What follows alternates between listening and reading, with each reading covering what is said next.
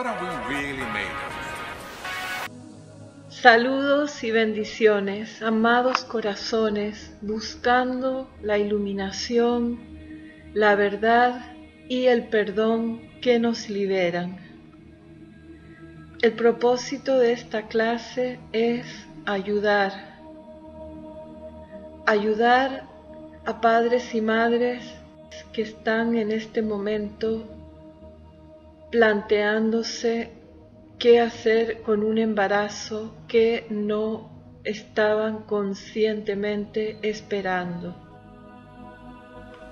Ayudar también a personas que ya han abortado o que han participado en algún aborto tanto activamente como por omisión. Y ayudar también a personas bien intencionadas que desean ayudar en situaciones de este tipo y no saben cómo hacerlo porque no disponen de información que contenga la verdad con respecto a esta situación. Esta clase se las está ofreciendo una mujer que ha abortado. Confío en que esto me ayude a tratar este tema con la debida humildad, con la debida compasión y con el debido respeto hacia todas las partes implicadas en una situación de este tipo.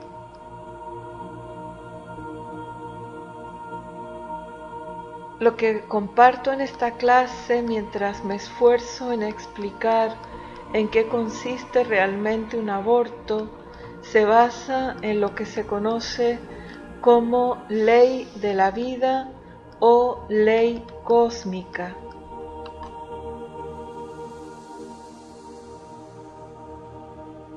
Es la ley científica. Se la conoce también como ley de amor o ley de armonía. Mantiene a todo el universo funcionando con mayor perfección y precisión que un reloj suizo, y ni la mismísima deidad, que es la encarnación de esta ley, jamás prescinde de ella ni la pasa por alto. No pertenece a ninguna religión, culto, creencia o filosofía en particular, si bien muchas de las grandes corrientes religiosas o filosóficas han captado aspectos de esta ley, por ejemplo, cuando ofrecen la regla de oro que está recogida en todas las grandes religiones de este planeta, que dice básicamente: no hagas a otros lo que no desearías que te hicieran a ti. Creo que la mayoría de nosotros, incluso si estamos atravesando grandes pruebas y no hemos tenido una encarnación precisamente fácil, estamos agradecidos de estar aquí. Por lo menos yo, cuando mi padre desencarnó, recuerdo que me podían haber venido cualquier tipo de sentimientos, de gracias por esto, gracias por lo otro, o por qué no hiciste esto, por qué dejaste de hacer lo otro, pero lo que genuinamente emergió desde lo más hondo de mi corazón fue un profundo sentimiento de gratitud al saber que gracias, porque si no hubiera sido por ti, yo no hubiera podido estar ahora en la encarnación. Es necesario que expandamos nuestra conciencia, que nos hagamos conscientes de muchas cosas que nuestro corazón ya sabe. La Tierra es una escuela de alto nivel. No hemos venido a ser aprendices, eso ya lo somos.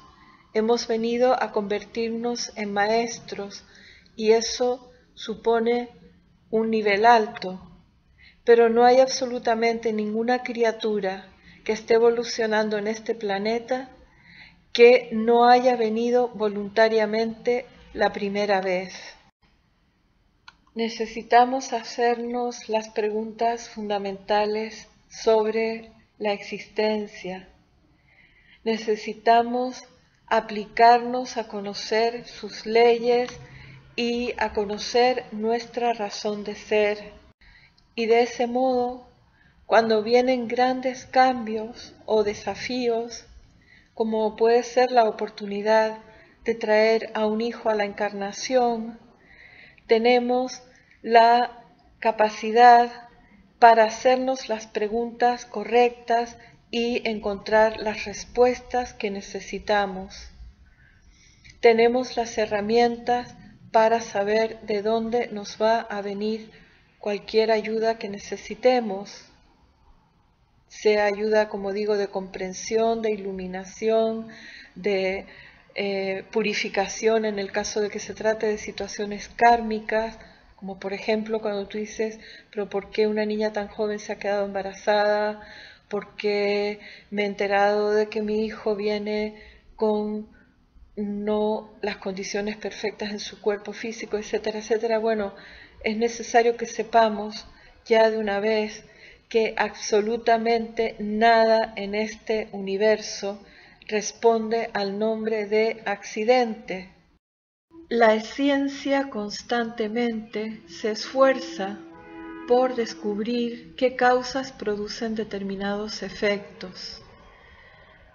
Lo vemos, por ejemplo, en un laboratorio, estás experimentando con determinados compuestos y tú ves que cuando pones nitrógeno se producen una serie de reacciones y cuando pones otro elemento se producen otras, y eso te parece que es absolutamente lógico y explicable. Es supersticioso y muy poco científico creer que las cosas ocurren por azar, por suerte o mala suerte, o de la nada. Eso es insostenible desde una perspectiva científica.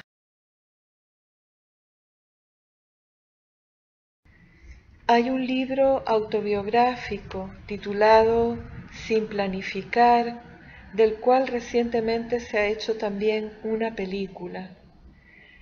Su autora, Abby Johnson, nos cuenta que fue durante bastantes años directora de una clínica abortista en los Estados Unidos y que incluso ella también eligió en algún momento de su vida abortar, pero precisamente en esa clínica abortista en la que trabajaba, la vida le proporcionó una experiencia que le permitió dar un giro completo a su trayectoria hasta ese momento y dedicarse a lo que probablemente sí que tenía relación con su verdadera razón de ser y con su aportación y con su plan divino.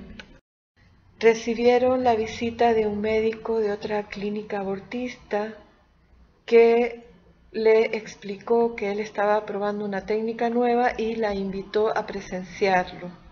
Ella cuenta que en esa clínica abortista, al igual que ocurre en otras empresas que se orientan a la captación de clientes, a los empleados se les daba un formulario para contestar a las preguntas de las madres, de las mujeres que acudían a esa clínica. Y cuenta también que una de las preguntas que le hacían a menudo las madres era: durante el aborto, ¿mi hijo va a sentir algo?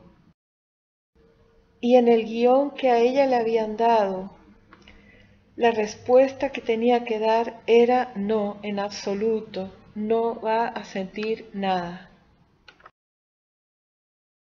Women ask a lot of questions when they come in to have an abortion, and one of the questions that they ask probably most often is, will my baby feel this? And the scripted answer that Planned Parenthood gives to that question is, no, the fetus does not have any sensory development until 28 weeks. And so that was the scripted answer that I had given to hundreds and hundreds of women over and over again. And so, Y yo recuerdo que lo vi con horror. Vi ese bebé de 13 semanas. Cuando el aborto empezó, vi cómo ese bebé intentó huir del instrumento de aborto. Ese bebé estaba luchando y esforzándose por vivir. Yo estaba escandalizada y no podía creer lo que estaba viendo. Había creído por tanto tiempo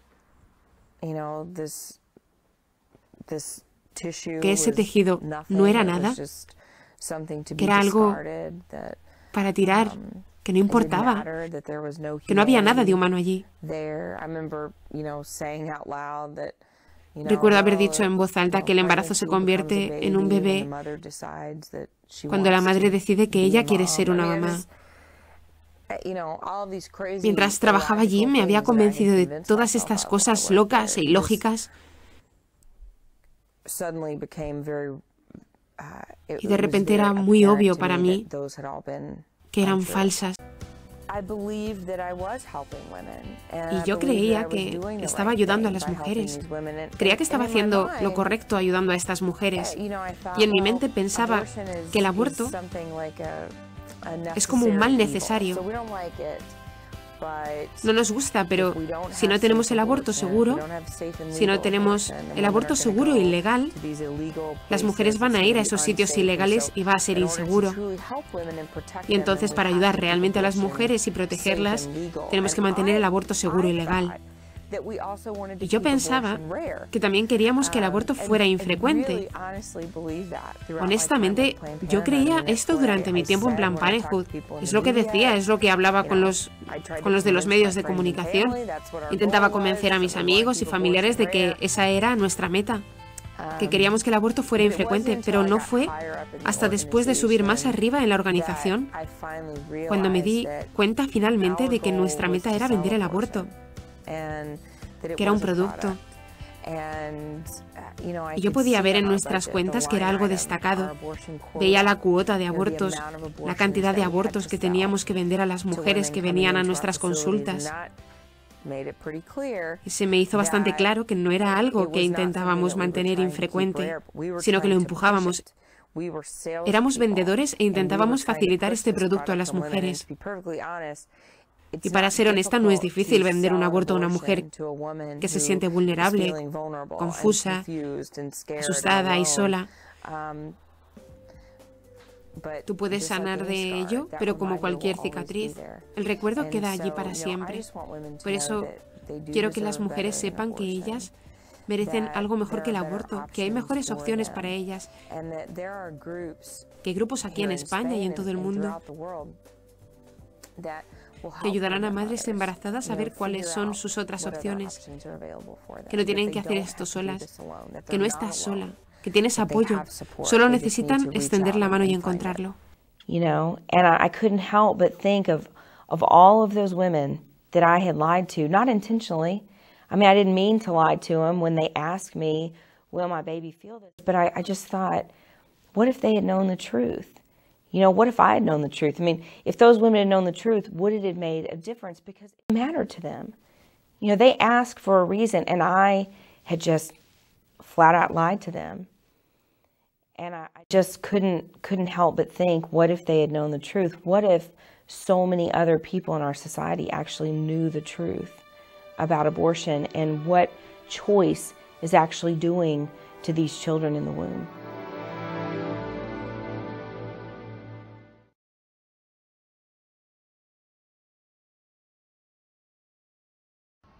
Lo primero que quiero destacar en respuesta a la pregunta de qué es verdaderamente un aborto es que ningún ser humano tiene la capacidad para matar a otro.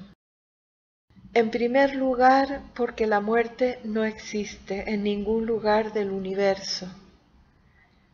En toda la creación, cuando algo ha terminado ya de cumplir con una parte de su cometido y necesita un cambio, lo que se hace es eterealizar a esa forma, devolverla al corazón de lo universal y aportarle nueva energía y nuevas fuerzas para su siguiente misión. Esto se llama repolarizar. Y en segundo lugar, no tenemos la capacidad de matar a otros porque la identidad individual es eterna. Es estremecedor escuchar testimonios de mujeres que han pasado un calvario de muchísimos años de estar autotorturándose con la idea de que ellas habían matado a su bebé. Como les digo, eso es imposible. Observemos la cantidad de percepciones erróneas que proceden del hecho de que el ser humano le ha dado la espalda a su propia identidad espiritual y entonces se identifica tanto con el vehículo, en este caso el cuerpo físico, que nos creemos que somos el coche en lugar del conductor. Decir que el aborto es una decisión que la mujer tiene derecho a tomar porque se trata de su cuerpo, denota una percepción de la realidad sumamente estrecha. Tampoco ese embrión, feto o bebé es solo un cuerpo físico, evidentemente. Vamos, por tanto, a abordar la pregunta de ¿qué es un aborto en realidad? En primer lugar, hay que decir que se trata de una falta grave a la ley de amor y de armonía que rige en toda la creación. Con respecto a ese punto, es importante que no manifestemos ninguna ambigüedad. Las verdades a medias y las verdades edulcoradas nunca ayudan a nadie. Lo digo con contundencia porque mientras me estaba preparando para dar esta clase, he encontrado documentación donde se habla en términos ambiguos. Digo, Dios mío, si esto lo lee una persona que está en esa encrucijada, ¿le ayudaría verdaderamente a elegir la opción más elevada? Vamos a entrar con más profundidad en el tema. ¿Por qué se considera el aborto una falta grave? Para empezar a entenderlo, diremos que, entre otras cosas que explicaremos a continuación, el aborto es privar de la encarnación a alguien al quitarle su vehículo físico, a quien todavía no le ha llegado el momento idóneo para marcharse.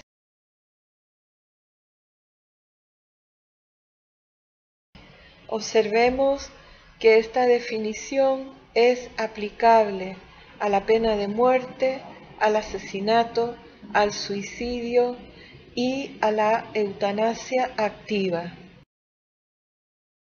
El libro, que se titula precisamente La Ley de la Vida, volumen 1 de A.D. Caluc Publicaciones, nos lo explica. Cuando venimos a la encarnación, a cada uno se nos adjudica un periodo, un tiempo aproximado, establecido por el ser crístico.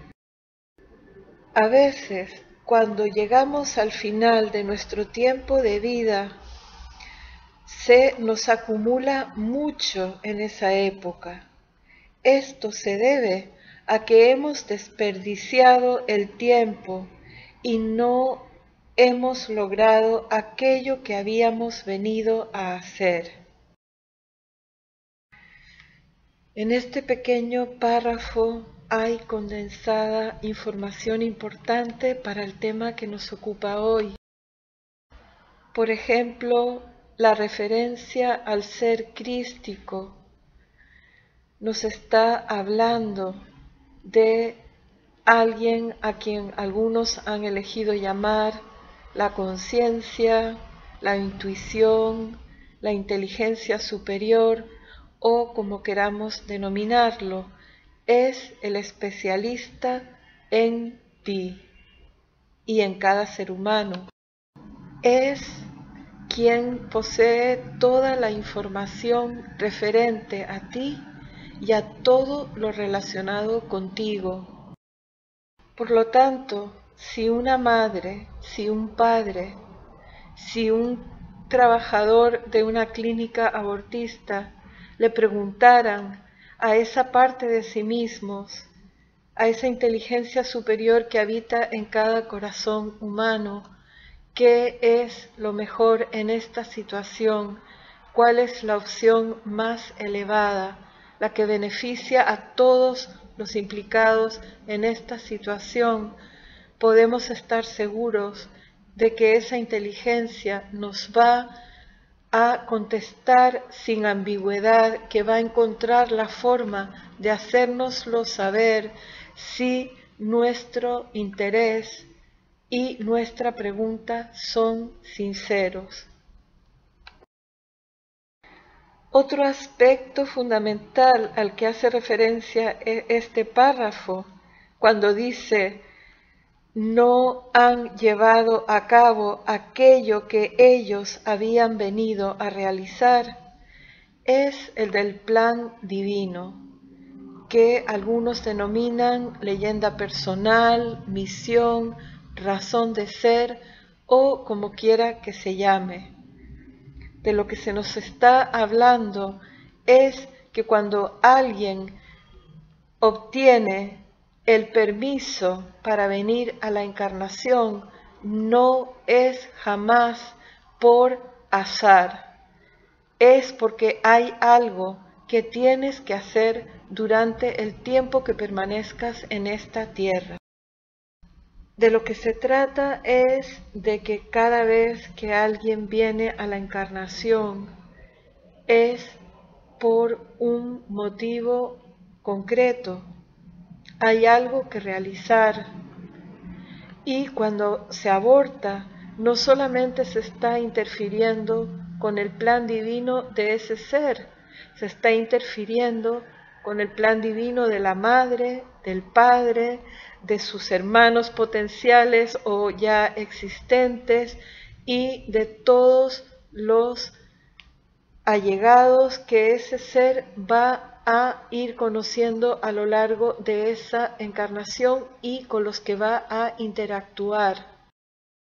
La ley cósmica, en su gran misericordia y compasión, no permite que entre a nuestra experiencia algo para lo cual no estemos preparados. Por lo tanto, cuando alguien cree que te sobrepasa una experiencia, es porque no estamos lo suficientemente conectados con nuestro verdadero potencial. Estamos nadando en la superficie y no estamos viendo todo lo que tenemos dentro de recursos para afrontar situaciones que vienen a nosotros porque llevan nuestra energía, y eso es tan exacto como las huellas dactilares. Una de las grandes mentiras de la Matrix o de la mente de las masas que distrae más en la actualidad a la humanidad de su verdadera razón de ser es la creencia de que la actividad sexual es necesaria para nuestro bienestar físico, para nuestra salud o para nuestra felicidad. Esto no es la verdad. La ley cósmica, los maestros ascendidos han explicado que es enorme la cantidad de energía que se invierte en crear un vehículo para un ser que va a venir a la encarnación. Dicen que con esa energía se podría dar luz a un gran porcentaje de lugares de este planeta. Entonces, cada vez que nos embarcamos en actividad sexual del tipo que sea, estamos derrochando una energía que necesitamos para realizar nuestra misión, nuestro plan divino.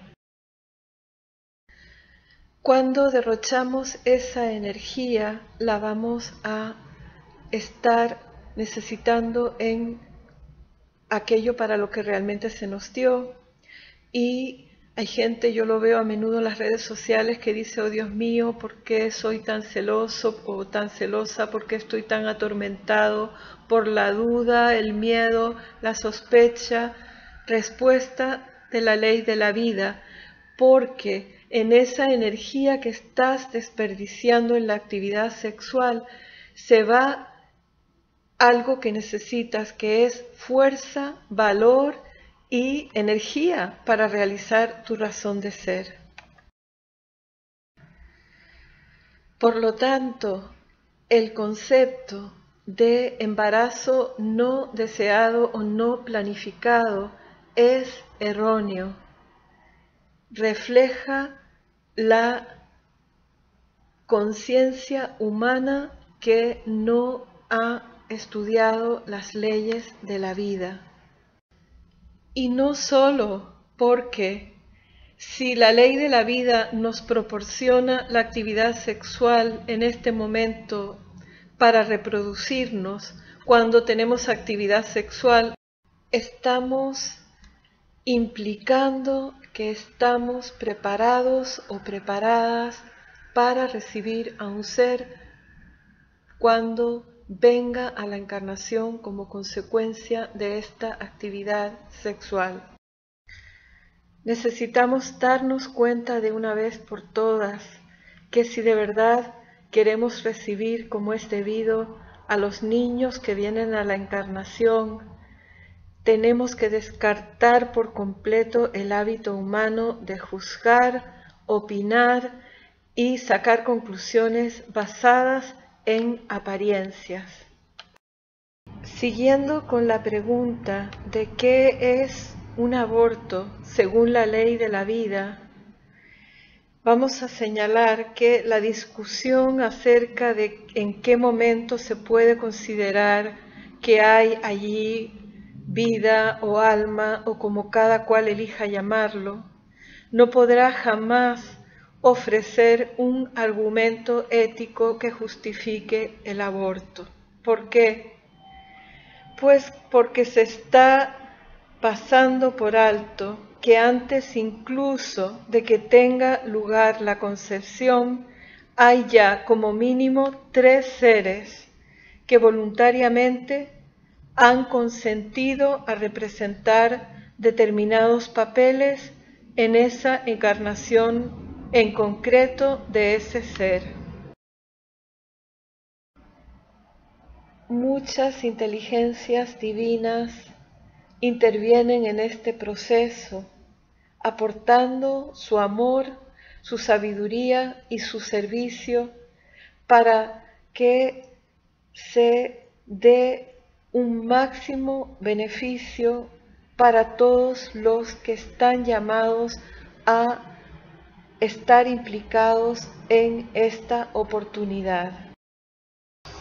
Les leo a continuación extractos de enseñanza ofrecida a la humanidad a través de la dispensación del Puente a la Libertad, en cuyas publicaciones podrán encontrar abundante información con respecto al tema que nos ocupa hoy. Y ya hemos visto quiénes son los primeros que deciden quién puede encarnar, en qué momento y por qué razón. Son los señores del karma, seres con una sabiduría y un amor y un una capacidad de servicio que se escapa por completo a nuestra comprensión actual.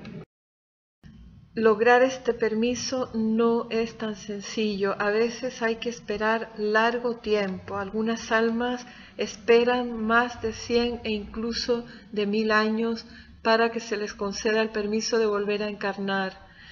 Y de cada 3 almas que necesitan venir a la tierra para terminar de solventar sus cuestiones kármicas y de realizar su plan divino, solamente una va a ser seleccionada. Atención a ese dato.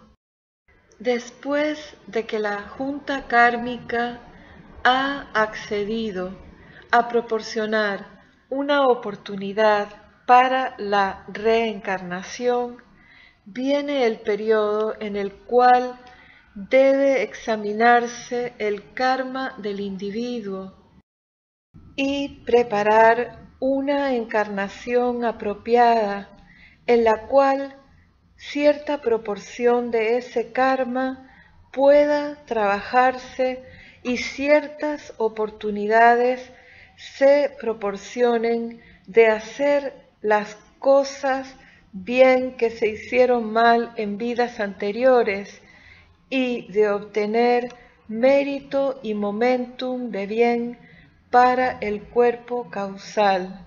El cuerpo causal es donde acumulamos toda la energía que hemos usado de un modo constructivo a lo largo de todas nuestras encarnaciones. Qué cuidadosamente se mide la cantidad de energía kármica, de manera que el individuo no encuentre en su vida venidera más de lo que su luz y su fortaleza puedan dominar. Las razones que influyen en la elección de los padres son múltiples, pero en la mayoría de los casos se sabe que se debe a que ha habido asociación anterior entre esos individuos.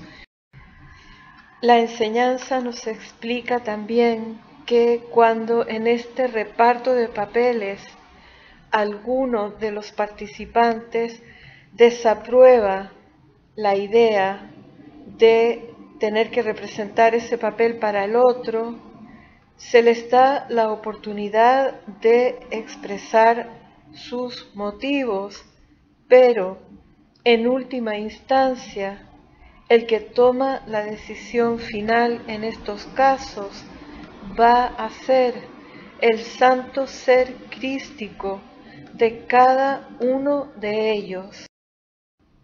Tanto al hijo como a los padres se les comunica esta decisión mucho tiempo antes de que la concepción tenga lugar y hay una ceremonia en la cual se hacen votos de aprovechar la oportunidad y donde se da la aprobación por parte de los implicados.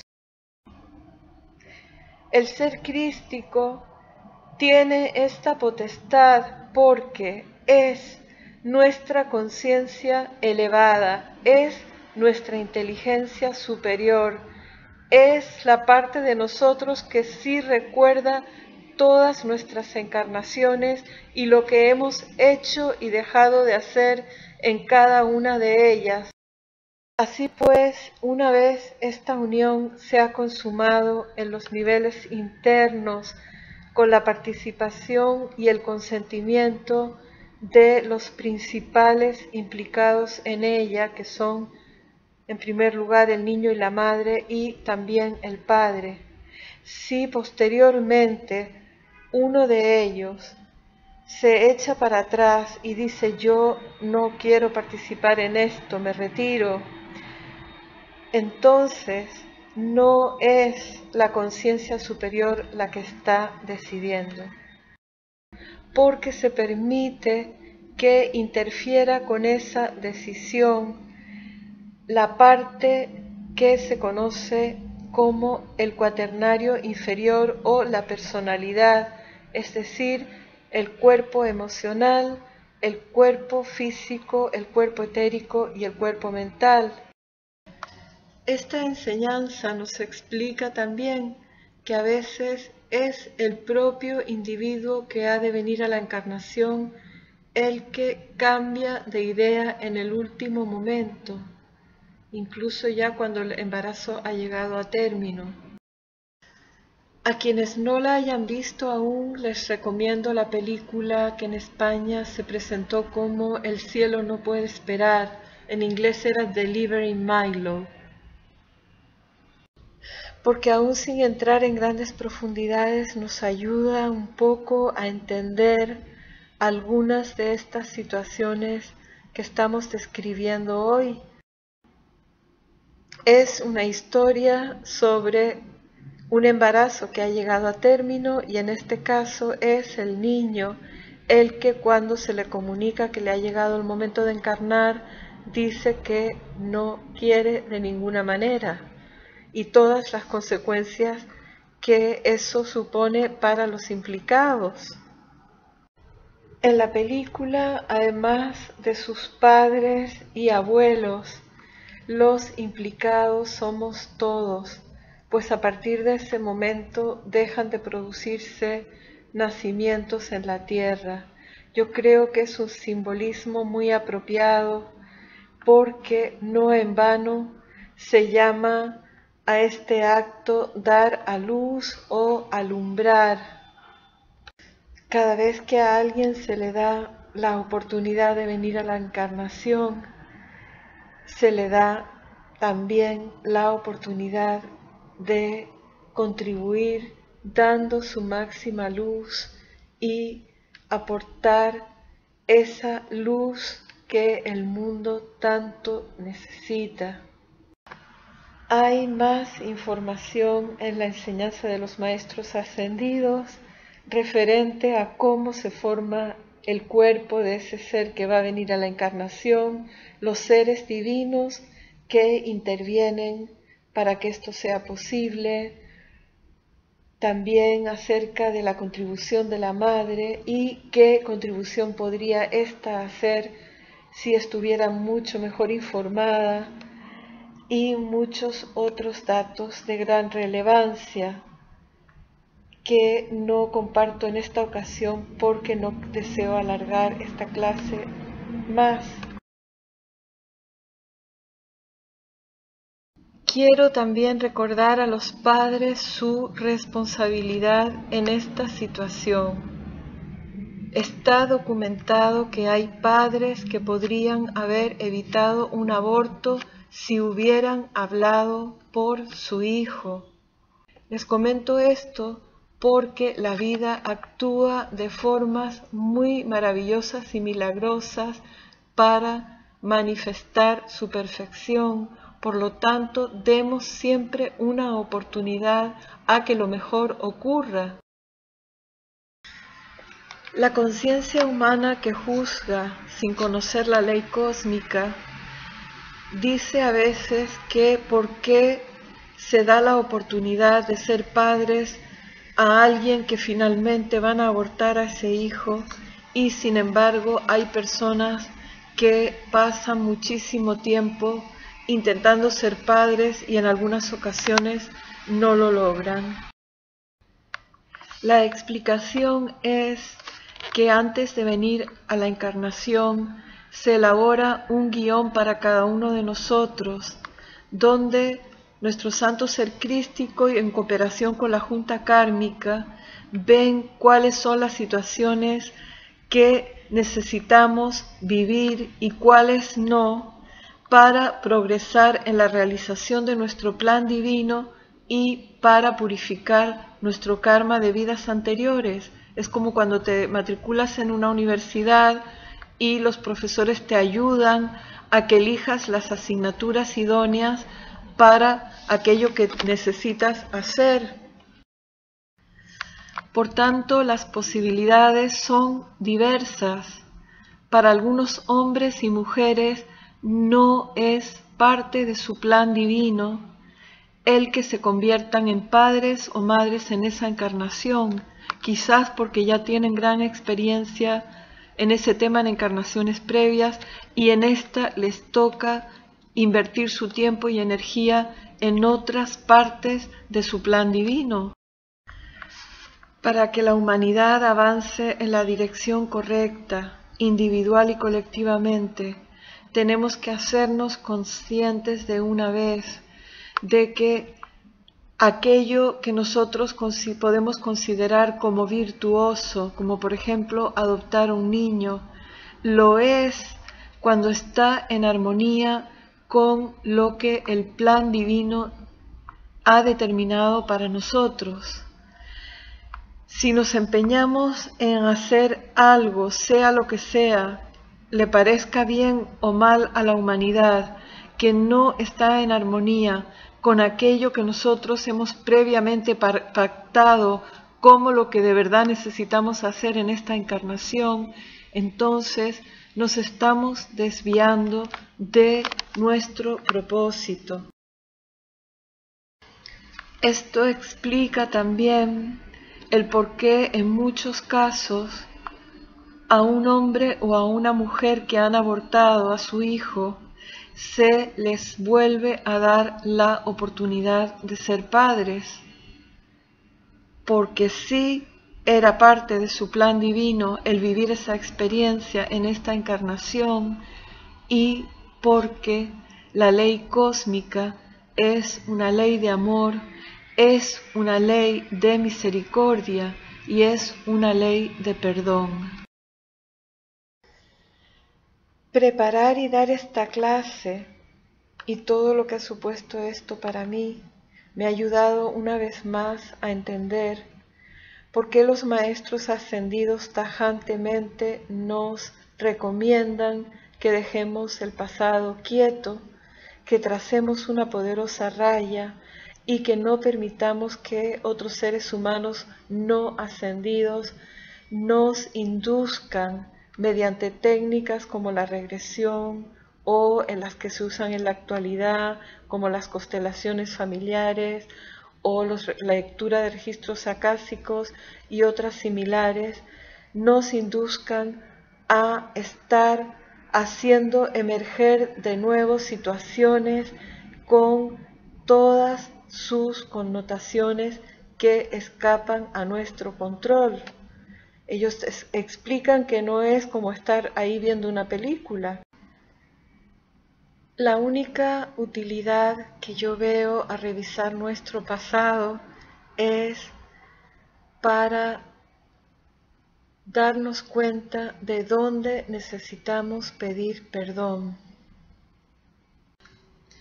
Es un acto íntimo que requiere de recogimiento, de reflexión, silencio y soledad. No requiere de testigos. Creo que esto es algo que todos necesitamos hacer a solas con nuestro Dios.